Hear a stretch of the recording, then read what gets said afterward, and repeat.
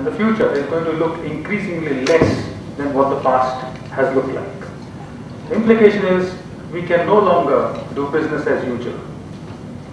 All our developmental interventions till now have been premised on the assumption, implicit albeit, that the weather conditions and patterns are stable, known, and therefore not a cause of major concern. Since we know the devil, we can adapt to it. Well, that world has changed. The base or the ground beneath our feet has moved. The past is no longer the indicator for the future. Once meteorology, once weather conditions and patterns change, then our tried and tested responses or approaches are no longer as sure as they were once in the past. Therefore, we can no longer adopt an attitude which says, if it did well in the past, it should work in the future. Not necessarily true, at least not as effectively as they did in the past. What are the implications of that? The implications, as I would see it, are the following. Whatever we do henceforth in the future will have to be knowledge-driven. There is no more excuse that because something worked in the past, it will work now. We will have to find out whether the assumptions on which that intervention in the past was based are applicable and continue today. And if not, then what are the alternatives to replace those lacunae? It will also have to be process-driven. We do not have what is called standard operating procedures in the territory we are entering. It's uncharted territory. And therefore, we will have to be very open, flexible, and process-driven. It will also have to be driven from the principle of, the economic principle of optimization. We can no longer talk of maximization. And secondly, precisely because resources are becoming scarce, you can make out from the value or premium that is being attached to the use of resources or the opportunity cost, we will have to adopt methodologies and approaches that actually deliver value for the money being spent. But not value in terms of maximization, which is basically exploitation or unsustainable use, but optimization. Each one of these things which I have outlined have profound consequences in terms of organization and approach. The next observation is the challenge before us is far bigger than the capacities or potential of any single institution, however big, in whichever space to manage.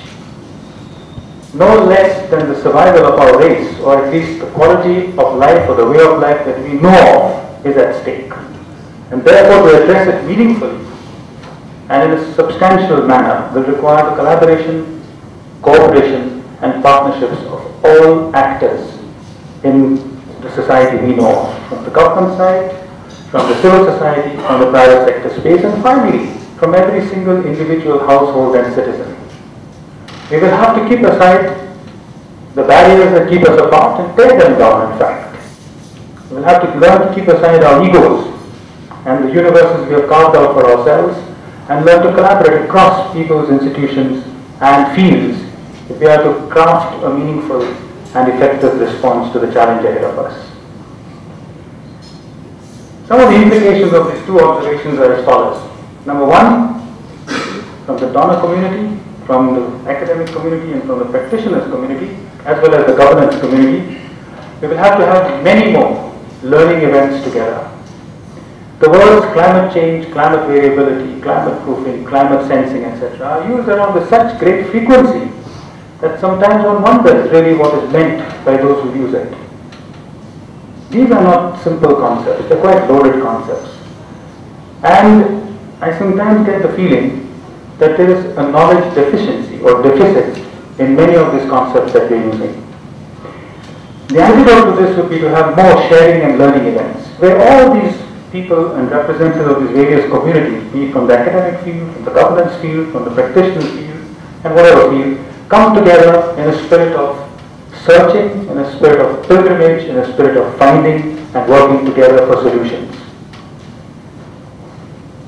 The next thing is, since we are largely into uncharted territory, we need to have an attitude of risk-taking.